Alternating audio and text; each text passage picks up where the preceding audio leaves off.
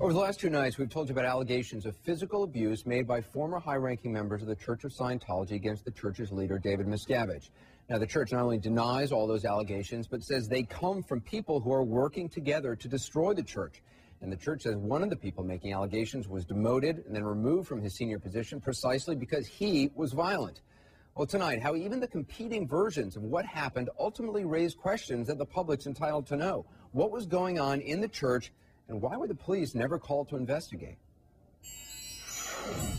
In late '03, there was a beating every day. And if it wasn't him doing it, it was from him inciting others to do it to others. In front of other people? In front of other people. Since first coming forward last year in the St. Petersburg Times with allegations of abuse against church leader David Miscavige, Marty Rathbun and 5 other former high-ranking Scientologists have found themselves under vigorous attack by the church they once dedicated their lives to. The former Scientologists are accused of working together to destroy the church. Tommy Davis is the church spokesman. The church is going to defend itself. It's going to defend itself for its own sake, and it's going to defend itself for the sake of its parishioners. And the fact of the matter is these individuals are out there, and they're lying. Current and former senior Scientologists sent CNN dozens of declarations, emails, and affidavits defending the church and its leader and attacking the credibility of those who've spoken out. Thank you very much. The church says former construction manager Tom Devocht was violent and wasted millions of church dollars during his time in the Sea Organization, the church's religious order. They allege former spokesman Mike Rinder physically attacked his subordinates, and say former marketing manager Jeff Hawkins has attended rallies with an anti-Scientology movement called Anonymous, which protests against the church. Most of the church's affidavits specifically name Marty Rathbun, whom they say assaulted members of the Sea Organization on numerous occasions. The affidavits are from people who said, within the church, who said that the beatings and the physical abuse was not perpetrated by David Miscavige, but was perpetrated by you. Right. Outright lies. I did some, and I didn't come in here ever telling you I was the Lord Fauntleroy and never did anything wrong. I'm no angel. I'm going to tell you I was involved in this. But for God's sake, to try to make it sound like I perpetuated the whole thing is just a complete and utter fabrication. In sworn affidavits, a number of church members make specific allegations against Marty Rathbun, including more than a dozen instances of physical violence. One person writes she witnessed Rathbun hitting a colleague, quote, about the head and in the face while yelling at him. Another writes Rathbun, quote, walked into the office and appeared upset with me, adding he suddenly punched me in the stomach. And his own ex-wife says Marty Rathbun lives for war. People, many of them who you know very well, they all say David Miscavige is kind. They say he's hardworking, that he's a passionate man who's done really nothing but good for the church. They will say anything they need to say, Anderson. Current senior members of the Sea Organization say that while their former colleague Marty Rathbun was repeatedly violent, for many years, none of them informed the church's leader, David Miscavige. That guy had the streak of violence. 4 occasions between 2000 and 2002 to you, Mr. Starkey, as well as at least 5 incidents in 2001. So that's 9 incidents between 2000 and 2002. Yeah, that's Marty Rathbun. Marty Rathbun is gone. When it was found out, he's out of the church. So no one can answer me why David Miscavige was not informed for several years. I absolutely can answer you. Mr. Miscavige was not there.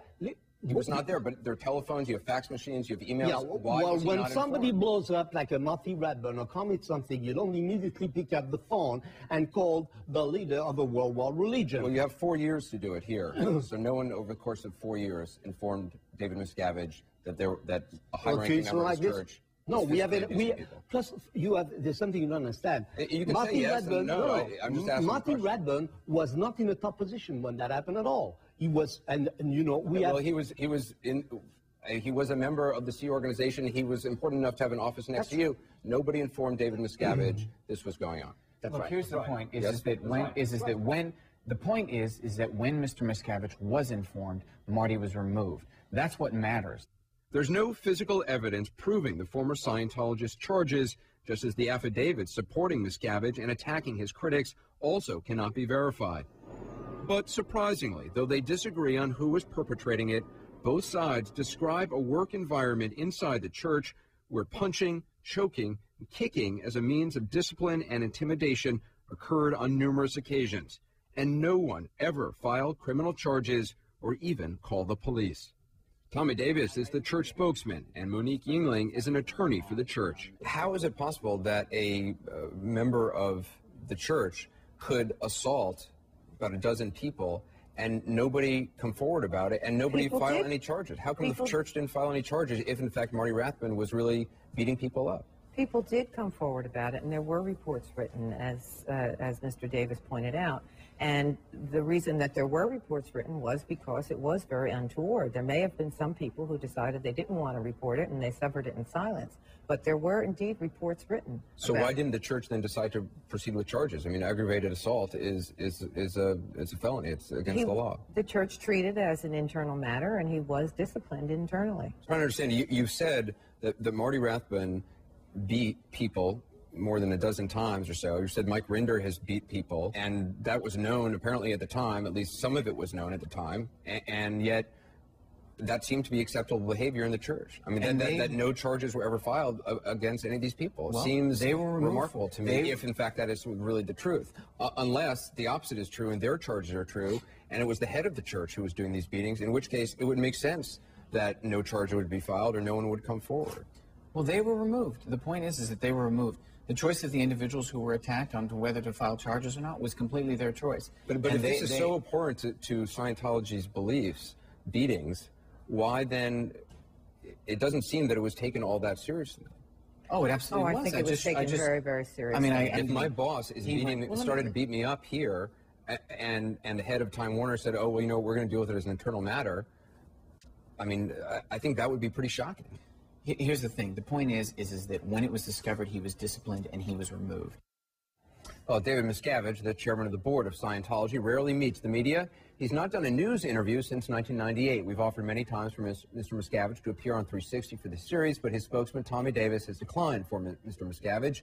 Our invitation is still open. We'd love to have him on the program. Tomorrow night on 360, what happens to those who leave the church and speak out? You can go to ac360.com to watch parts 1 and 2 of our investigation. Again, our series continues tomorrow and Friday night.